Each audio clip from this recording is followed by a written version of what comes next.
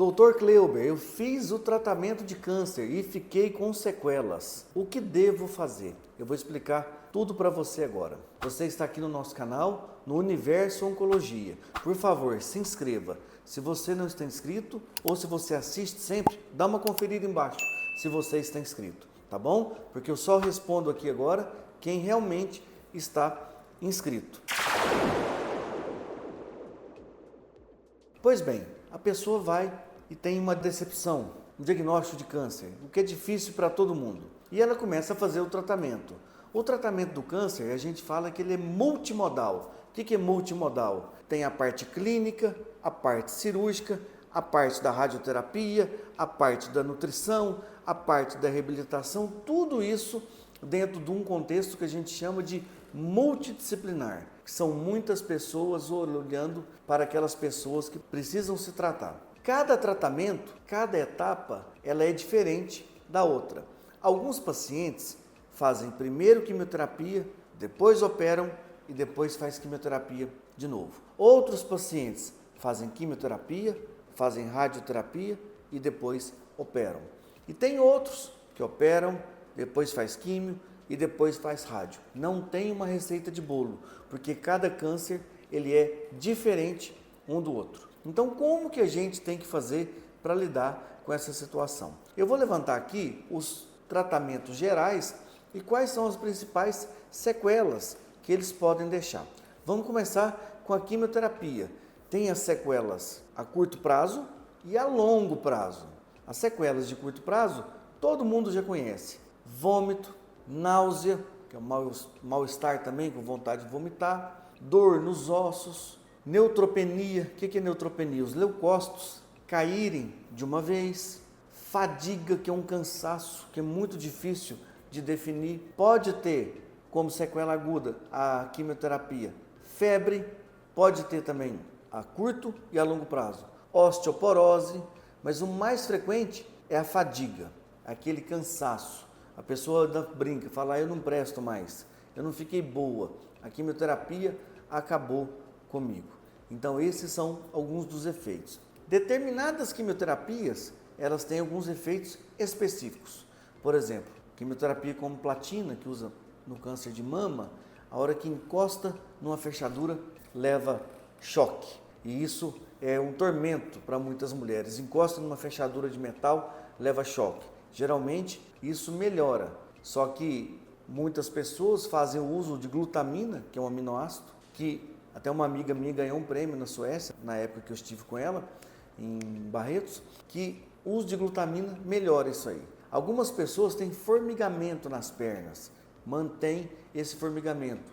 Às vezes é usado um remédio chamado gabapentina. Outras pessoas têm alteração nos dentes, com a rádio mas também com a quimioterapia. Então, a quimioterapia, ela deixa efeitos colaterais. E esse efeito colateral, ele pode demorar muito tempo para sumir, pode nunca mais sumir, só que grande parte desses efeitos, os agudos, os piores, eles melhoram com o tempo, no prazo aí de talvez 1 ano, 2 anos. Por isso que é importante a pessoa fazer o diagnóstico precoce para não precisar fazer nenhuma quimioterapia para não ter esses efeitos colaterais. Fora a quimioterapia, quais são os outros tratamentos, que a gente pode ter? A cirurgia. Aí a cirurgia é uma gama maior de sequela que pode deixar, porque querendo ou não, vai cortar uma parte do corpo.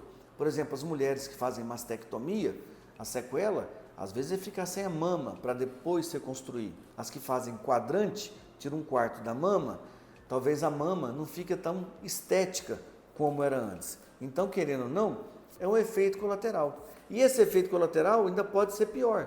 Qual efeito colateral? Qual sequela? A radiodermite, se o paciente precisar fazer a radioterapia, aquela aplicação de luz. E eu vou falar mais da radioterapia.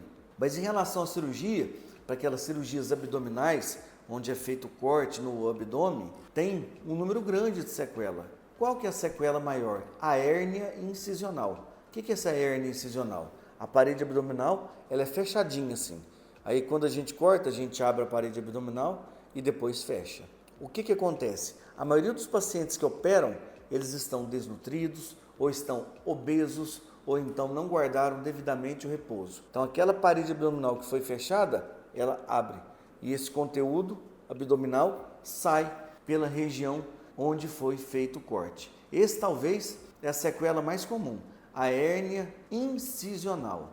Outras cirurgias abdominais podem deixar como sequela uma bolsinha, aquela bolsinha que fica do lado, tanto a de fezes quanto a de urina. Pode ter essas bolsinhas. E mesmo a cirurgia robótica ou a laparoscópica, que é feita com um furinho, ela também pode deixar sequela. Às vezes você não vê a sequela, porque está dentro do abdômen.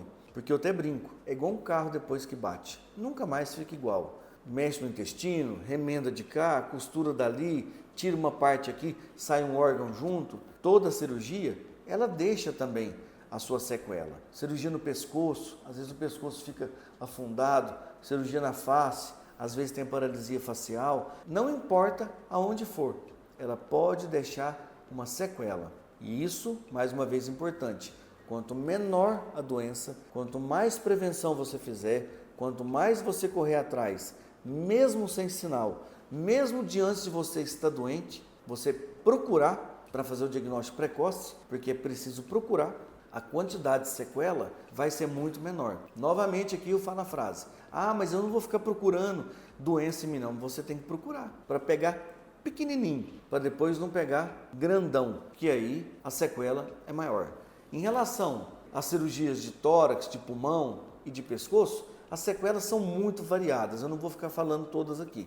Mas o que eu disse, na face, a principal sequela de deformidades faciais, aqui tem um nervo facial, que ele pega toda a face inteira aqui. Se tiver um tumor pegando o nervo ou pegando aqui, a pessoa pode ficar com o rosto inteiro torto, pode ficar com corte no pescoço e afundamento no pescoço. Com certeza são sequelas. Se for tumores nos braços, nas pernas, as sequelas podem ser as amputações, cicatrizes grandes, que às vezes a perna fica um pouco retraída, a mão pode ficar retraída, não pode funcionar direito. Ficou vivo, ficou sem a doença, consegue andar, mas às vezes pode mancar um pouco, pode ter algum problema, vamos dizer assim, de movimentação. A radioterapia é uma aplicação de raios sobre uma superfície. Pode ser sobre a superfície da pele, pode ser pegando um órgão dentro da barriga, dentro do tórax.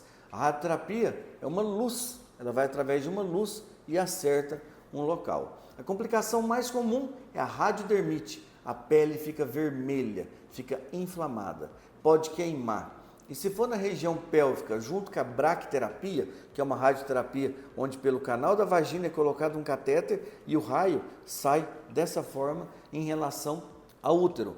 Essa é pior, porque essa pode dar um problema muito, muito terrível.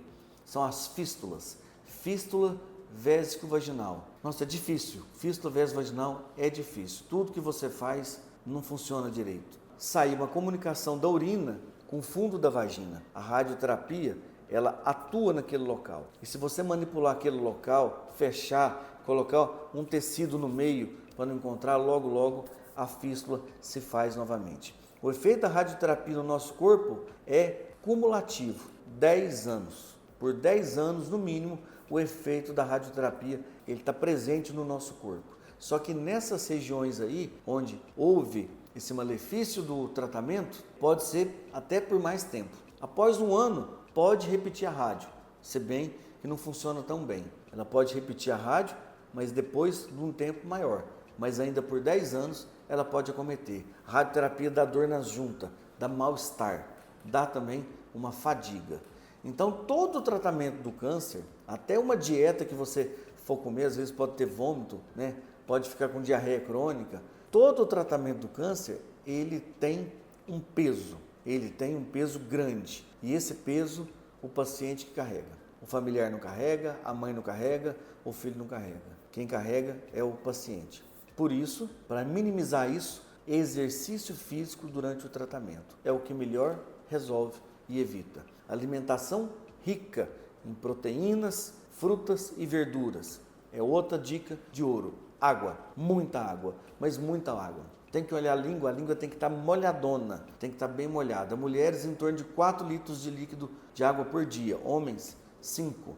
Tem que colocar mais água do que precisa. E também a gente tem que ter durante esse tratamento, uma comunhão espiritual, pedir para o chefe lá em cima ajudar, porque é muito difícil, é uma cruz muito pesada para carregar. Se você tiver alguém da sua família que você conhece, fala para não desanimar, para seguir em frente, seguir firme. Essas batalhas que a gente tem na vida faz parte da nossa vida, certo? Então compartilhe esse vídeo, se inscreva. Sem inscrição eu não respondo mais. Estou tendo muito comentário, não estou dando conta. Então agora só mesmo eu estou respondendo os inscritos. Se não for inscrito, não tem resposta, tá bom? Fiquem com Deus e até a próxima.